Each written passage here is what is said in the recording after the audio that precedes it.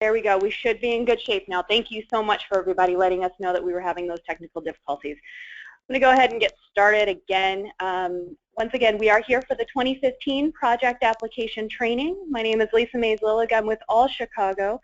And this is the advanced training. It's important to note that there was a beginner's training and in-person training yesterday.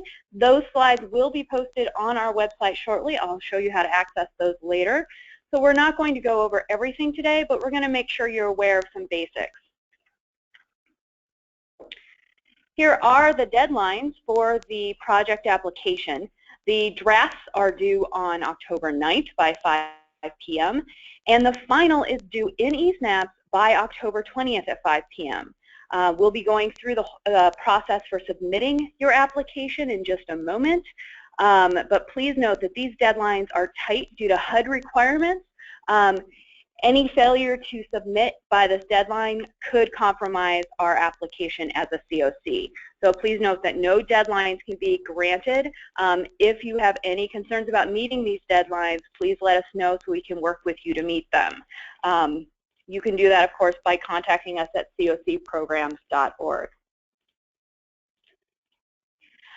A little bit of housekeeping, additional housekeeping. All lines have been muted, and this is just for noise reduction. If you do have a question, I have my colleague, Amanda Borda, here with me today. She's monitoring the chat lines and has already done an excellent job by catching people's chats about not being able to hear me, so we were able to fix that right away. We will have opportunity for questions during the presentation, so if you do have a question, please raise either your type it in the comments, but we prefer that you use the raised hand function so we can see that you have a question, and that's in your dashboard for your webinar. You're going to wait until you're called to ask the question. Make sure your mic is on and working so we can all hear you and hear your question clearly, but we will try to answer as many questions today as possible. We do have an abbreviated time frame for this training since it is the advanced training.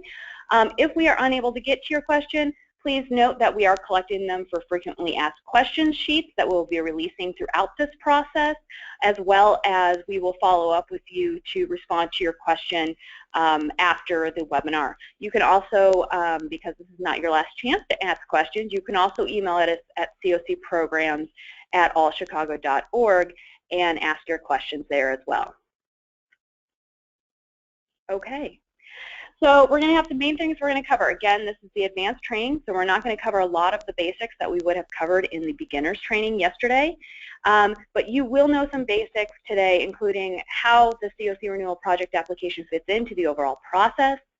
We're going to show you where some of those resources are. There is some incredibly detailed instruction guides on the HUD Exchange website, so we'll show you really quickly how to get to those. We'll also show you how to get to some of the other resources to complete the application, and we're also going to make sure that you know what you need to do in order to complete the application after this training. Again, this is not a replacement for actually reviewing and following the instruction guides. They are incredibly detailed, far more detailed than we're able to cover in this advanced training.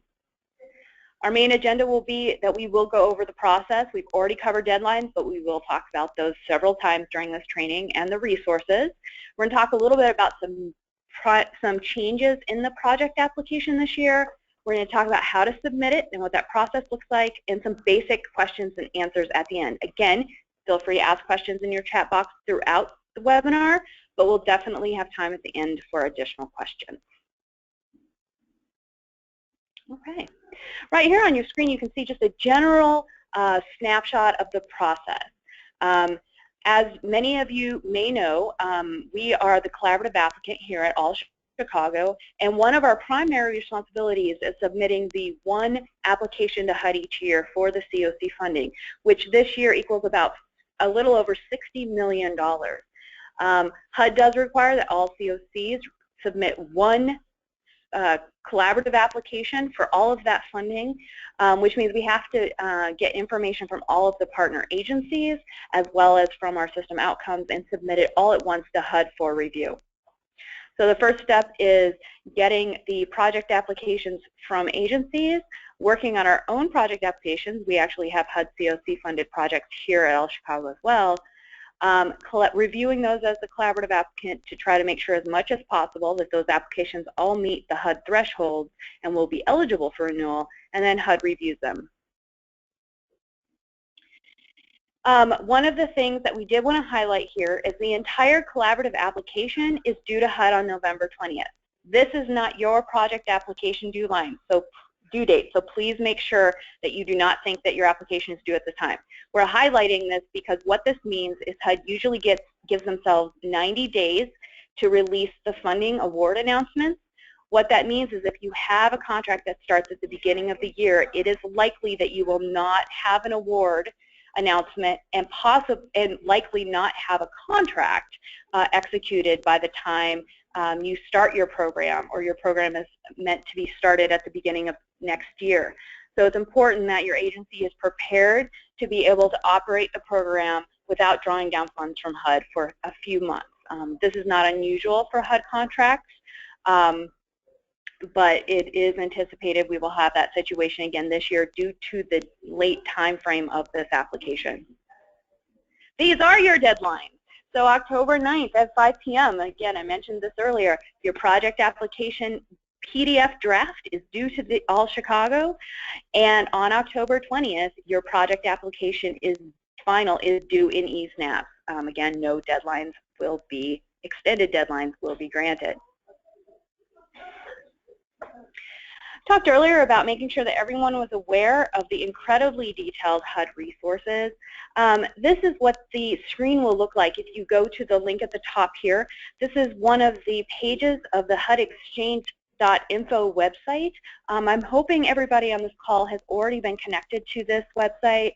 It's incredibly helpful, and you can see on this page you'll be able to see the detailed access to the detailed instruction guides as well as the other instruction guides, the published frequently asked questions. So oftentimes into the process, we are not the only COC, or you are not the only agency that has a specific question, so it's a really great resource, as well as the Ask a Question portal, where you can ask your own questions directly to HUD. Please note that a lack of a response from HUD on an Ask a Question does not give any permission to extend the deadline on your application. Oftentimes during these rush times, Ask a Question does not necessarily get back right away, so it's always better to answer sooner than later, because even if you don't have a response, those deadlines still apply for your project application. This is another link on the HUD Exchange.info website, and you can see that when you go to this page, you will have the resources for the COC program competition.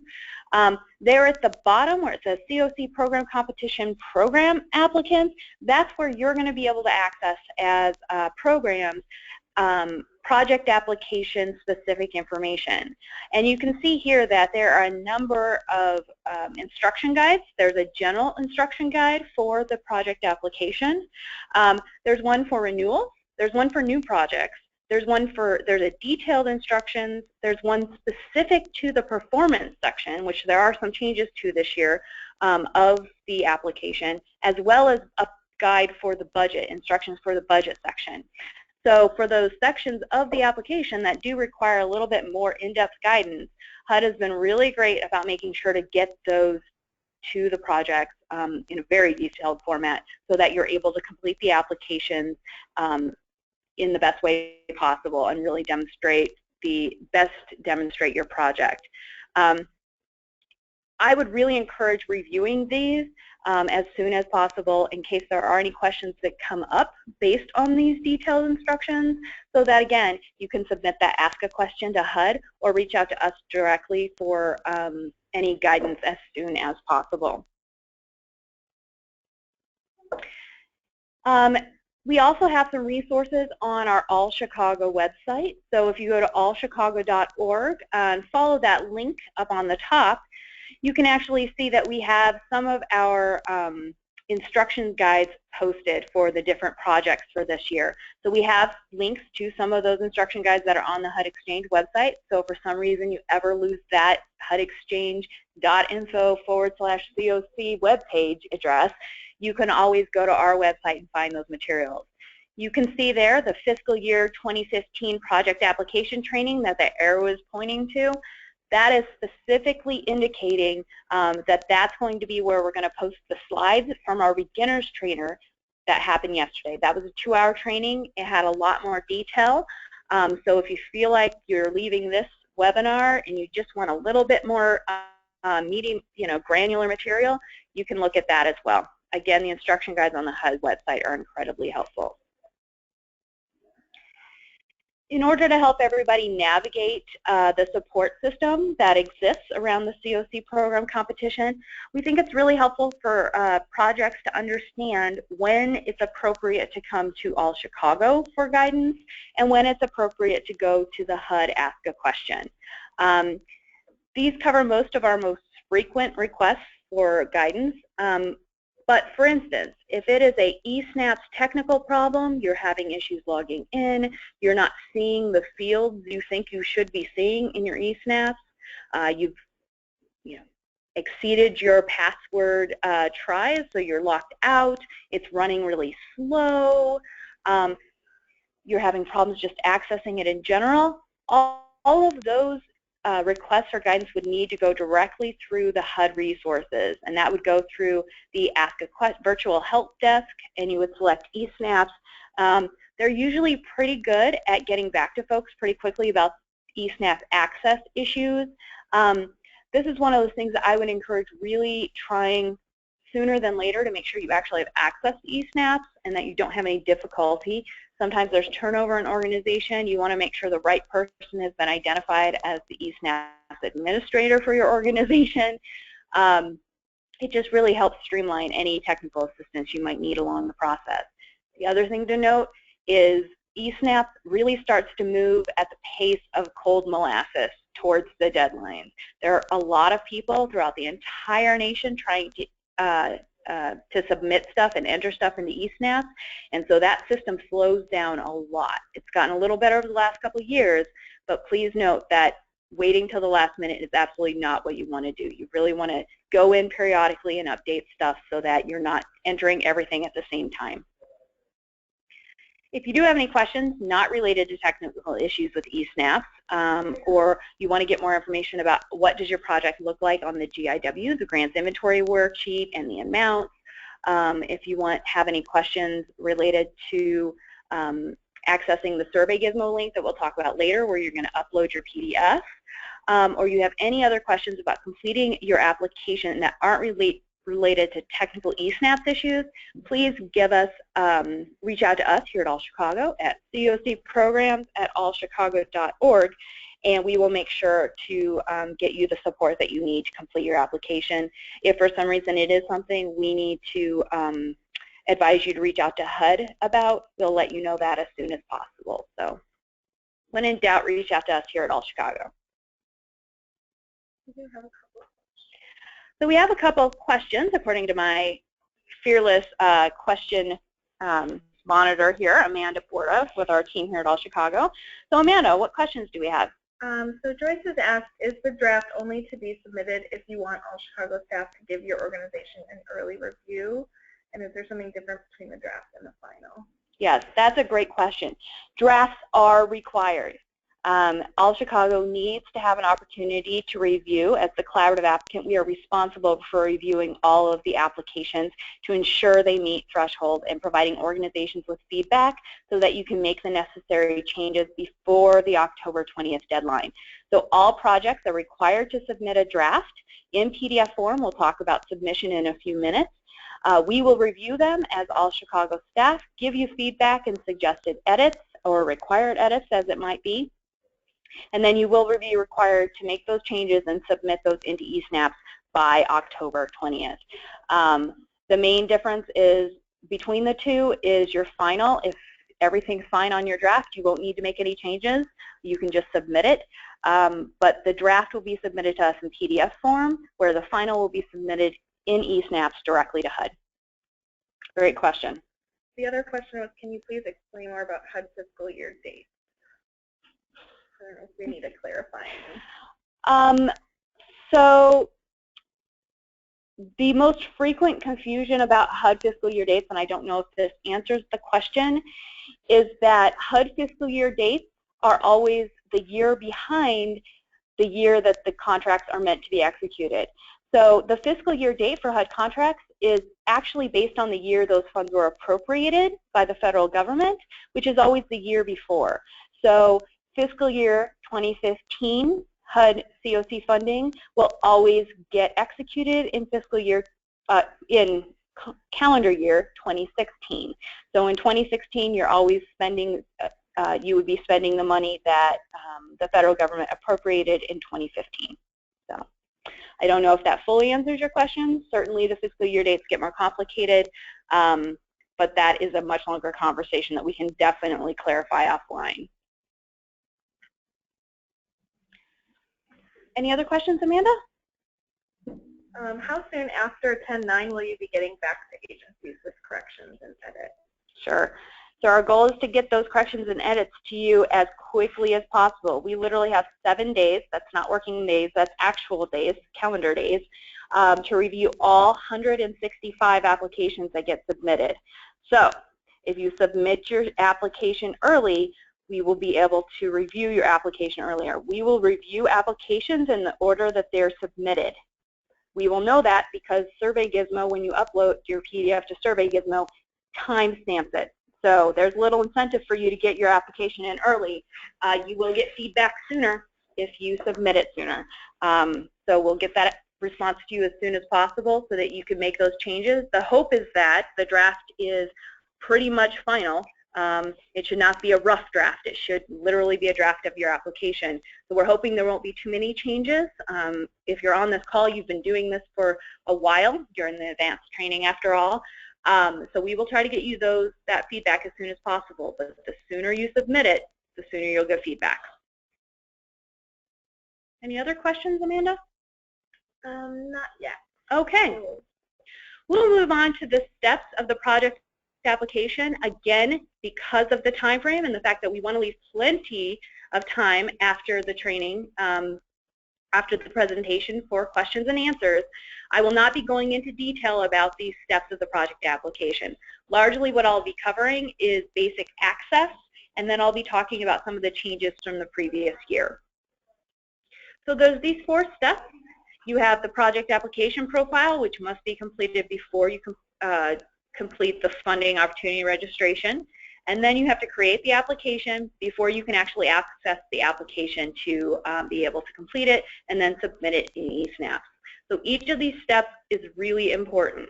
If you are having difficulty getting your application to show up at some time, or you are having difficulty accessing part of your application, what I would highly recommend doing before trying to put in and ask a question to HUD is to just start all over again and just go step by step to try to recreate your application. The only reason I'm saying that is because HUD's going to ask you to do that anyway. So we'll actually streamline the process in getting a response from HUD if you're actually able to say that you've already gone through that process. You will need to complete an applicant profile, and this is really just going to make sure that all of your applicant information is correct. So your organizational information, your project contact. There is a separate set of instructions for creating the applicant profile, so we're not going to go into detail about this. This is something that you have to update every time you do an execution of your contract, every time you do an application. So you know, follow those instructions clearly if you feel like there's any changes to your project your applicant profile.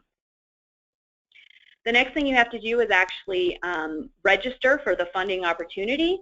That's really simple. You just go to funding opportunities on the left-hand bar of the eSNAP portal.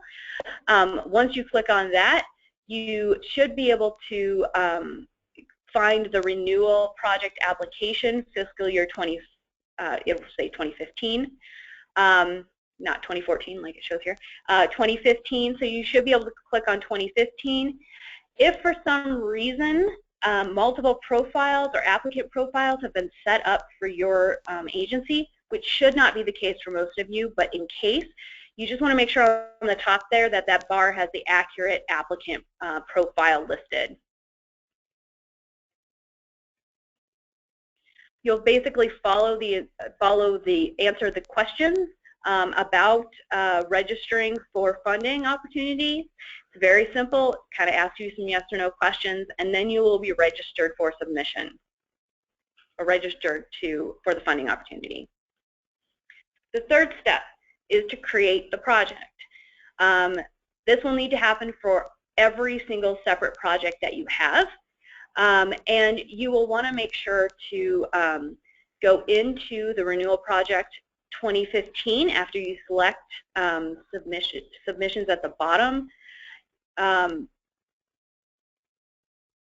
You want to make sure that when you're entering your project names that it is exactly as it appears on the grant inventory worksheet. So the grant inventory worksheet was sent out to all of the project contacts. It is posted on our website, on our site. If not, we'll make sure it is. I'm pretty sure we posted it. And so it should match exactly. If for any reason it doesn't need to match, or it can't match because of name change of the organization, change of the program name, let us know immediately. It can cause some issues if the names don't match. You can see there toward the bottom, there's going to be an option to select the import data from field. You're gonna want to do this. That's going to import a lot of the information from last year's application to your current application. There's been some years in the past where this hasn't been an option because of changes to the application. This year it is.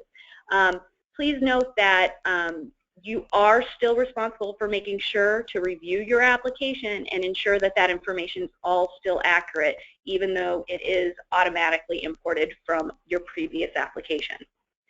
Once you've done that, you can click Save and add another if you have any other projects. Again, you'll need to follow these steps and the more detailed instructions and steps that are in the instruction guide on the HUD website for each of your projects.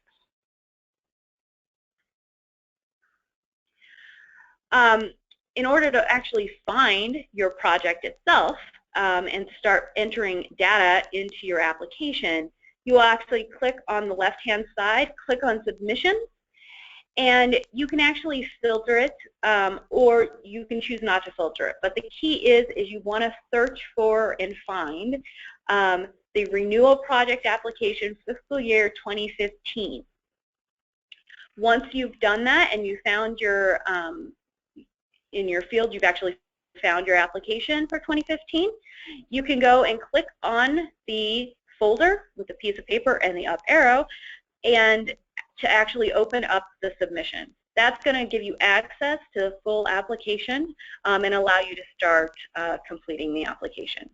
Again, if you have 5 projects, you should see 5 of these projects listed for fiscal year 2015. You will need to have 1 for each separate project. Before we move on to the actual nuts and bolts of the project application, I'm going to ask Amanda, do we have any questions? I did want to clarify submission for DFSS Shelter Plus Care applications, yes, and whether they submit to us as well. So we just wanted to clarify that. Okay. So Adriana Camarda with DFSS will be reaching out directly to all Shelter Plus Care projects to let you know how to submit your documentation. So if you have not heard from her, please reach out to her. She will be reaching out to everybody shortly, but we want to make sure that you're getting direct guidance from DFSS regarding any of those Shelter Plus Care projects. The reason, of course, is because DFSS is the main recipient of that grant, and projects, agencies, or individual agencies, and those projects are actually subcontractors of those funds. That's a great question. So she will be providing additional guidance. The same deadlines still apply for all other projects. Please note that while that process with DFSS may have different deadlines for submissions to DFSS in order for them to review those materials and give themselves the time necessary to review those materials. They have sort of an additional level of responsibility for reviewing those Shelter Plus Care applications. That's a great question. Any other questions? I think you're good for now. There's some that we might get to later. Okay. Thank you, Amanda. So let's talk a little bit about the project application itself. Again, we're not going to go into a whole lot of detail about this. Most of it is repetitive from last year as far as the questions. What I'm going to focus on in this section are any details for things that seem to be sticky issues each year and any changes to the application itself for this year. Otherwise, everything is pretty much the same, and hopefully as you're on the advanced training, you'll be able to go through the detailed instructions or review our beginner's training slides if you have additional questions. So a really important thing is to note that in your project application, you do have to identify a start date in calendar year 2016 and an end date in calendar year 2017. The Chicago COC no longer has any multiple year contracts that are up for multiple year renewal. All contracts are just applying for renewal for one single year. And so as we stated, the fiscal year 2015 HUD COC funds start in 2016. They must also end in 2017. If you have an exception to this rule because of a weird start date or end date of your contract, let us know immediately so we can make sure that it's accurate. I think there's a couple in our system that do. Those of you do know that you have that, and it has to do with the start date of your original contract. The other thing we want to make everyone aware of, and this is the same as last year, but it's something that projects will not know intuitively, is for question 1E under compliance, question 19, you must select item B, that the program is subject to EO 12372, but has not been selected by the state for review.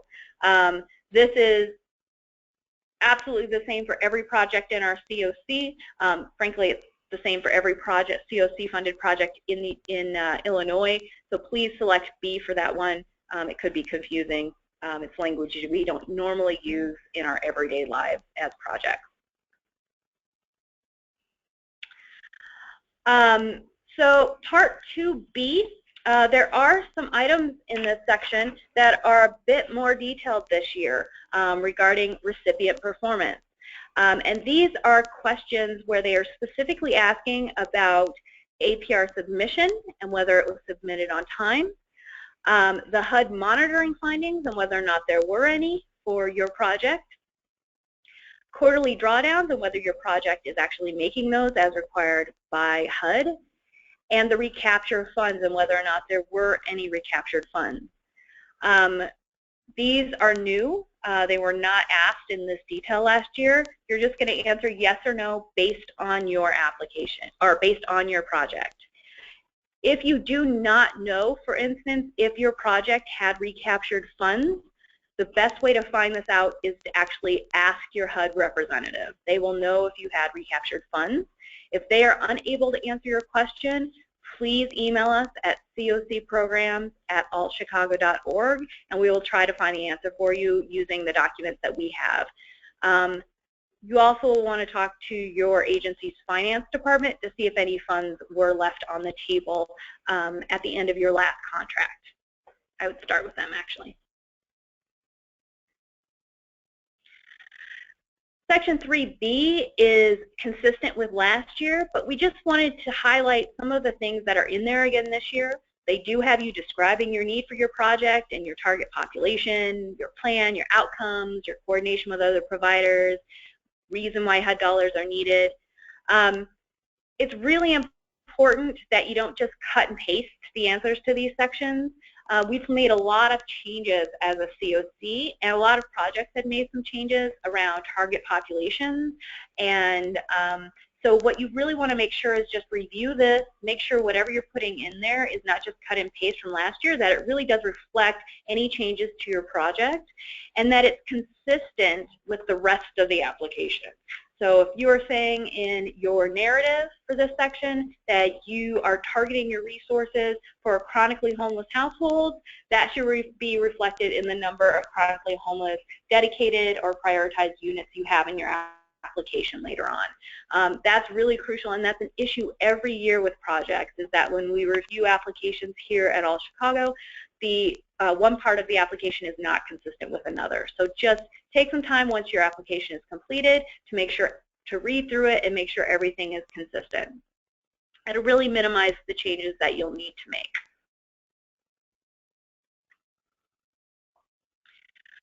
Another section in the application this year that is new, or more detailed I should say, is they're requesting significantly more detail on each project's adherence to a housing first approach. This is one of the things that projects are going to be scored on in HUD's ranking of projects and whether or not they're renewed, specifically projects that are placed in Tier 2 this year. So you can see here that they really want to know, A, does your project quickly move participants into permanent housing? And then they want to know if there's any reasons that folks are screened out of your program. And so what you're going to do is you're going to select any of these that apply. Same thing with ensuring that you're not terminating persons from a project for any of these reasons. It's really important that you read these and that you check the ones that are applicable to your program. These are not new reasons that you should not be excluding someone, or these are not new reasons why you should not be. I'm sorry, I know I'm using double negatives, but these are not reasons these are not reasons that are new as far as reasons you shouldn't be exiting someone from your program. If you read the HERTH Act, a lot of it specifically states that you can't just exit a participant because they don't participate in supportive services. So really put your housing first hat on when you answer these questions and really think about whether or not you really would terminate someone from your program specifically for that reason. If you do click any of these, there's a good chance that someone from All Chicago might follow up with you just to sort of verify the reason why, so that we can ensure that if we are asked by HUD, because it may be seen as not following a housing first approach, that we want to make sure that we're able to respond to that.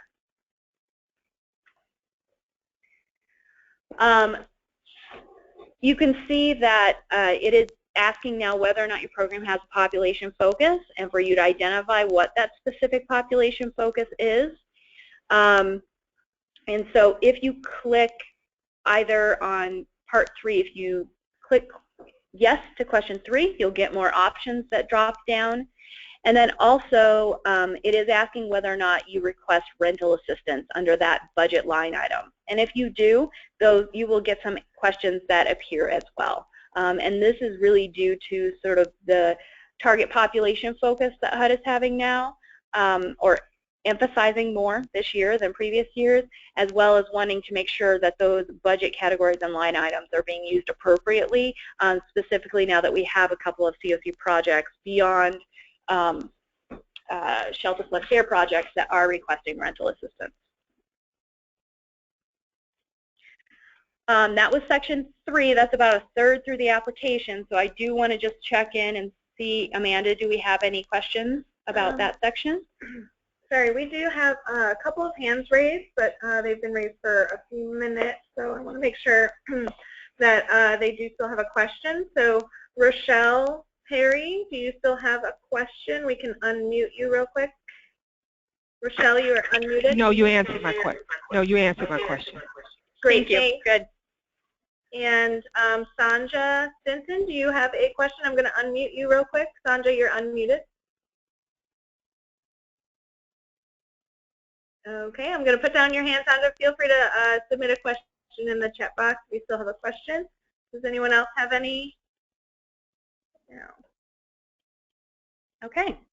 We'll move on to part 4, housing services and HMIS.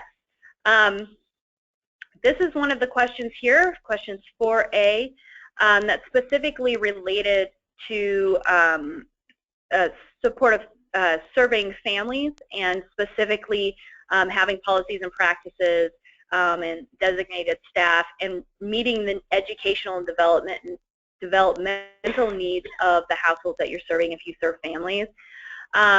So if you serve families, you do have to answer yes to both of these questions. The reason that if you serve families, you should be answering yes to both these questions is it is a HUD statutory mandate that you actually do both of these things if you serve families. So the only projects that should be answering no or not applicable, rather, are projects that do not serve families or unaccompanied youth. If you get to this point in this question and you're unable to answer yes to both, you will need to explain in the field below. Again, it is a regulatory requirement, so we would appreciate you giving us a heads up before that deadline if for some reason you're not able to answer yes to both those questions if you serve families or unaccompanied youth. And that's where you'd put it. Section 4A, you have supportive services. This has not changed from last year.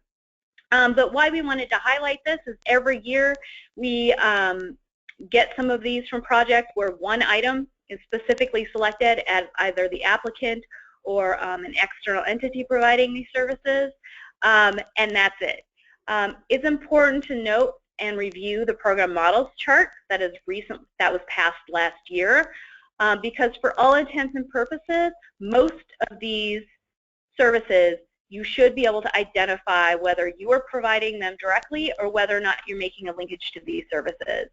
Any of these services that would be a need of the participants you're serving should be identified as either being served by you as an agency or through linkage. So we're expecting to see this to be a very robustly completed section this year. We will be asking questions if it is not, so please make sure you do that. Also note that if you do have requirements, for instance with COC Rapid Rehousing, there is a statutory requirement that case management happen monthly.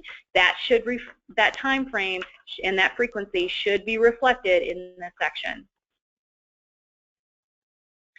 Housing type and location. This is the same as last year, but we just want to remind everyone to actually include all of their units and their beds. That's really important. This is one of those sections where you do have to do the extra step of clicking the piece of paper icon to add it. So, we're going to make sure you do that. Yep. Sorry, we do have one question regarding whether this section is where you can make changes to your unit numbers in the project application. Yeah, so you should not be making changes to your unit numbers in this project application. That would need to happen through a contract amendment. And if you have an approved contract amendment from previous years, you can make those changes here, and we will probably loop back and ask you for those changes. Or for that documentation from HUD, that approval letter from HUD. But unless you have a contract amendment approval letter from HUD, you should not be making changes to your unit configuration here. Your unit configuration, for all intents and purposes, should match your previously awarded contract, so your fiscal year 2014 contract. Any other questions, Amanda? There was a question regarding whether 1C has to be answered for yes, so I was trying to figure out which question specifically that was referring to. Well, while you look at that, why don't I keep on, and we'll loop back. If not, we'll definitely loop back later on after the broadcast or offline. So again, housing back to section 4. 4B is where you'll add your units and your beds. Again, they will need to stay the same as your previously awarded contract or match any contract amendments that you have had approved in the past year. This is very similar to last year, but we do want to emphasize it because it does impact all of our projects. This only applies to permanent supportive housing, and this is where it's going to ask you how many of your beds are dedicated to chronically homeless households and how many are not. And then it's going to ask how many are you willing to make available or to prioritize as they come available by turnover in the next operating year.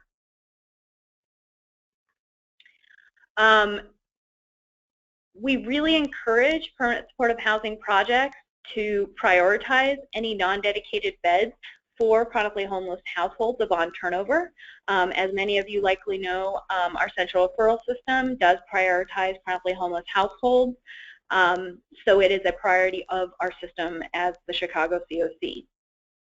Something that is really important to note are actually two things. The first is if you identify that you are prioritizing a certain number of beds in the upcoming year, those beds get folded into your contract agreement as prioritized and will remain prioritized in the coming years. Same thing with any beds that your project may have prioritized last year. You cannot reduce the number of prioritized beds. They must remain prioritized if you said that they would be prioritized last year. So it's really, really important to look at your last year's contract materials to identify if you had any prioritized beds last year. We'll also be checking this on our end here at All Chicago with our records from last year as well. So you can, however, always increase the number of beds you want to prioritize, and we do encourage that as the system. All right, so part 5 is your participation in outreach information. Really, this is identical to last year. The real key with this is the sections of whether or not they're applicable or auto-calculating. You want to make sure to fill out this section as if your project was at full capacity. So even if your project is not at full capacity currently, you will want to make sure to complete this as if it were. So if you have 50 beds, but only 49 are filled, you still want to fill it out as if those 50 beds are filled. Any items that are dark gray are not applicable to your project type, and any items that are light gray are likely auto-calculated. So you want to verify that they do in fact auto-calculate correctly, but you may not need to fill those out. You can utilize your HMIS art reports for this section. They can be really helpful for identifying how to, what numbers to complete in this section. And your agency the ATA, your agency technical administrator, your ATA, will be able to run that art report for you. If you do have any questions about running an ATA report or any of the HMIS data to complete this application, you can email hmis@thechicagoalliance.org and they'll be able to respond to your question. Here's an example of that. You can see the dark gray areas there.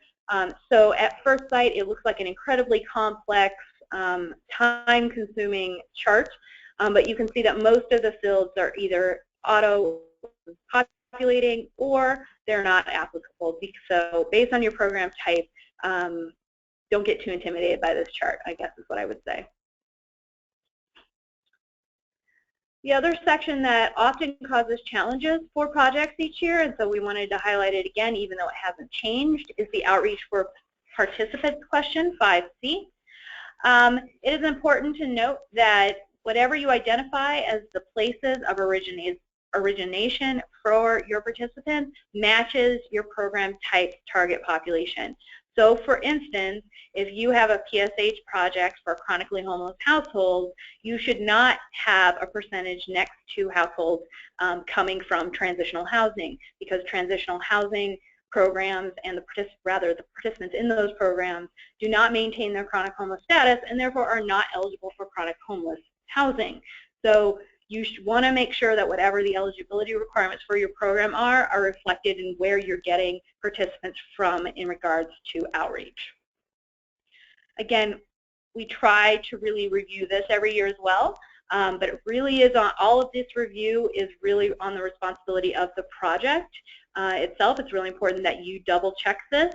We are reviewing 165 of these, and so we can be another checks and balance on this, but we want to make sure that you're being very thoughtful about how you're responding to these questions. If for any reason your total amount on this is less than 100%, you're going to explain. It really shouldn't be. It should equal 100%. There are really rare cases when it wouldn't. So again, if for some reason you feel like you can't say that this is 100%, just reach out to us here at All Chicago, preferably before the deadline for the draft. We'll talk through it with you. It does have performance measures again this year. That has not changed a whole lot. The performance measures will populate differently based on the program type that you identify. So it's really important that if you are transitional housing, you click on that as your program type. If you are permanent housing, you click on that. If you are rapid housing, you click on that. It's vital that you pick the right program type. If you are unaware of what your program type is, you can just look on the GIW and it's right there. If you still need assistance, please email us. You will be required, as last year, to have one income measure and one non-income performance goal. So many of you, all of you were required to have similar goals last year. What I encourage you to do as well is to reference the program models chart that was approved last year to ensure that your program goals are in alignment with those target goals with the program models chart as well. You will be given the option of entering additional performance measures. We do not require that. It is not required by HUD. We also do not advise that as All Chicago.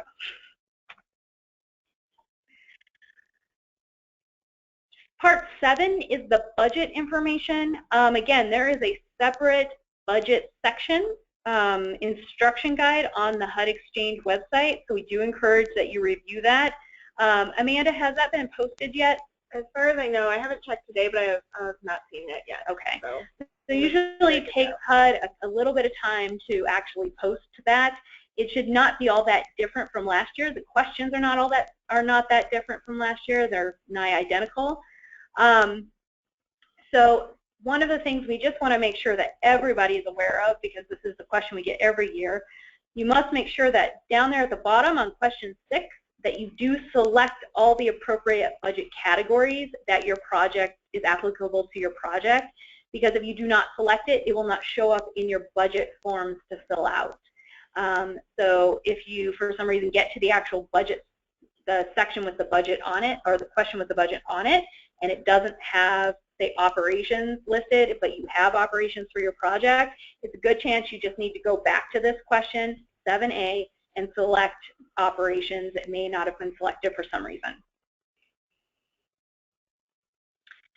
And then the last thing with the budget is just the funding request. It's going to ask you to select your FMR area, your fair market rate area. We just want to remind everyone that that is Illinois, Chicago, Joliet, Naperville.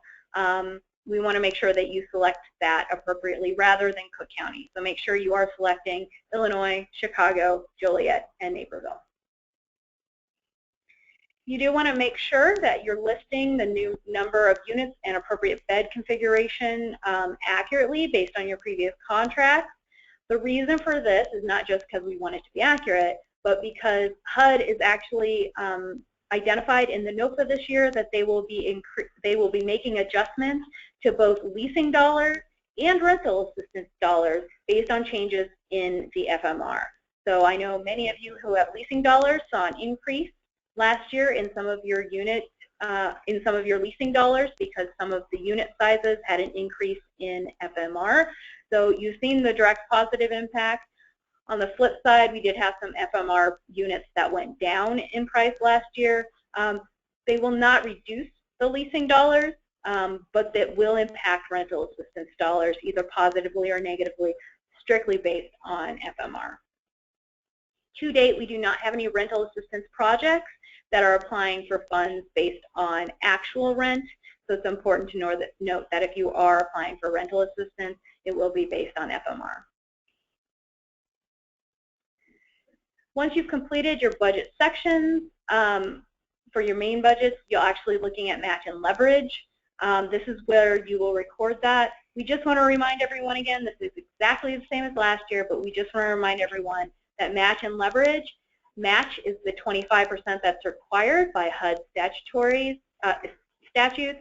Leverage is anything above and beyond 25%.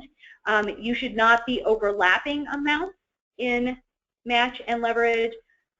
They are combined to make your total match and leverage amount, but you should not have any amount in match that is also in leverage. They need to be distinct amounts. You'll then have your summary budget. This is exactly the same as last year. Everything should be in here except admin. something that's really important to note is this year projects are allowed to have up to 10% admin allowed, which was not allowed in the previous years based on the Chicago COC 7% administrative cap. If you are going to ask for admin above and beyond what you currently get, up to that 10% amount, that amount that you're adding to that needs to come from one of your other budget categories. So you cannot increase the total amount of your project being requested from what's in the GIW. However, you can, for instance, take some funding from leasing or from services and move it to your admin amount. You can't move funding from your request for rental assistance because that's based on FMR, so it's important to note that. Amanda, do we have any questions? Yes, we have one question that is asking, was there something in the NOFA that spoke to the difference between FMR and actual rent? In as much as it identified that projects could either ask for FMR or actual rents up to FMR, it did identify that that was a possibility. There's specifically a rental assistance section in the NOFA, so we do encourage everyone to read that if you do have specific questions about that. And then it looks like the budget guide is now available on the website, but it seems like the renewal guide may have been taken down, so maybe they're making updates or changes at this time. Okay, all right. Thank you so much. That is good to know. We'll keep everyone posted on that. We'll keep looking to see when they submit that. One of the last parts will be your submission summary. It's important just when you get to the screen, it's important that you do not submit your draft through eSnaps. You're going to submit that as PDF to All Chicago. The reason is that if you submit it through eSnaps, we have to release it from eSnaps, which when we get really close to these deadlines, sometimes things can get lost in eSnaps world. So we want to make sure and become really slow. So it's a lot faster for us to review it in PDF form and then wait to have you submit it until you submit your final.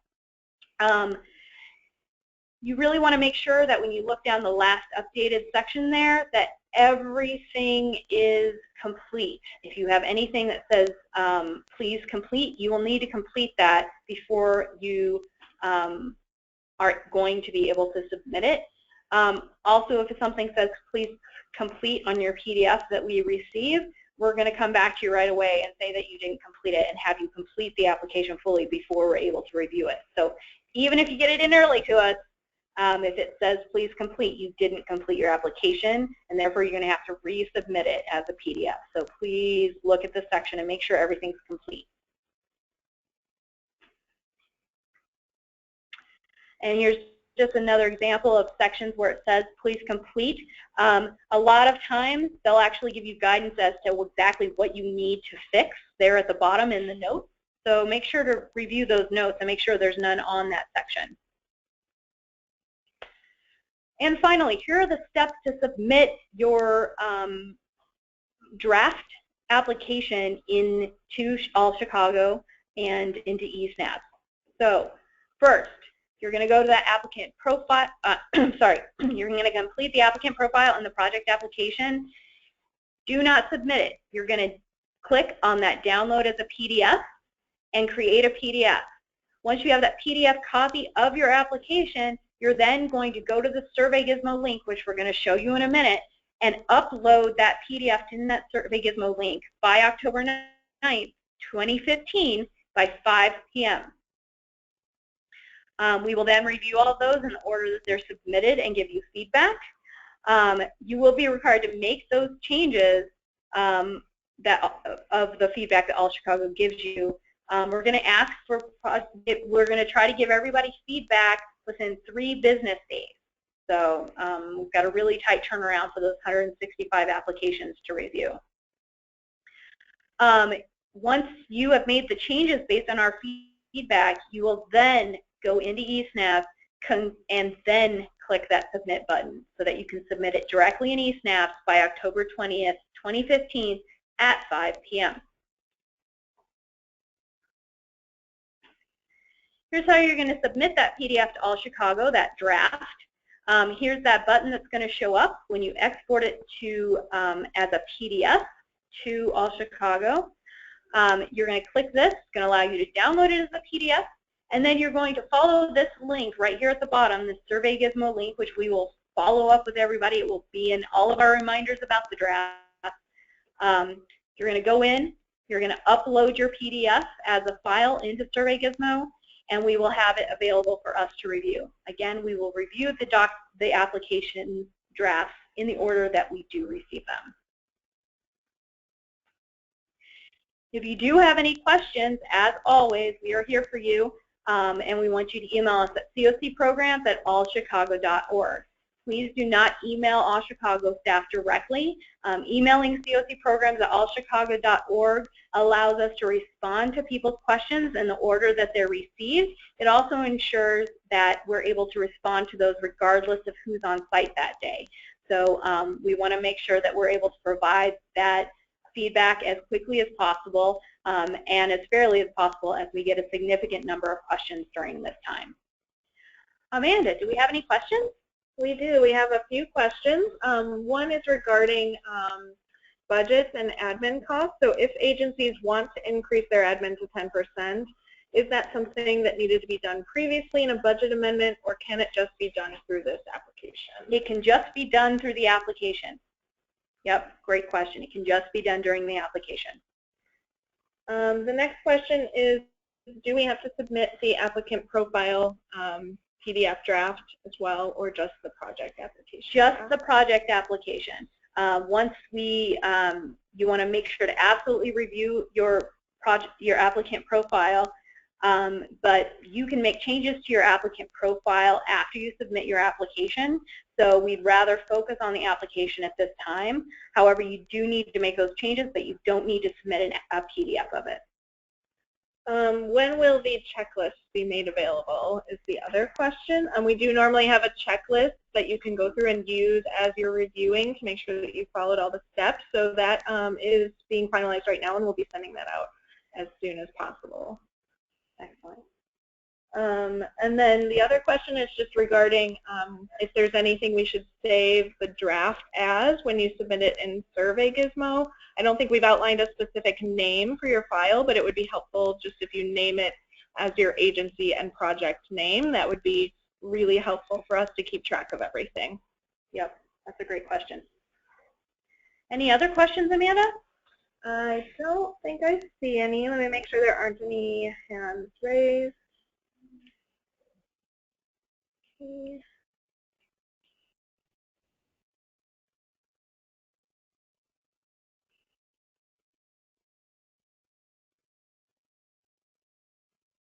I don't think there's any more questions.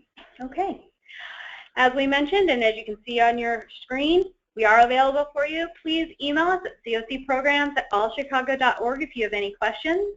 We will have this as well as the beginner training that we did yesterday and the slides for that rather on our website shortly. And we will let everyone know as soon as that renewal project instruction manual gets posted again on the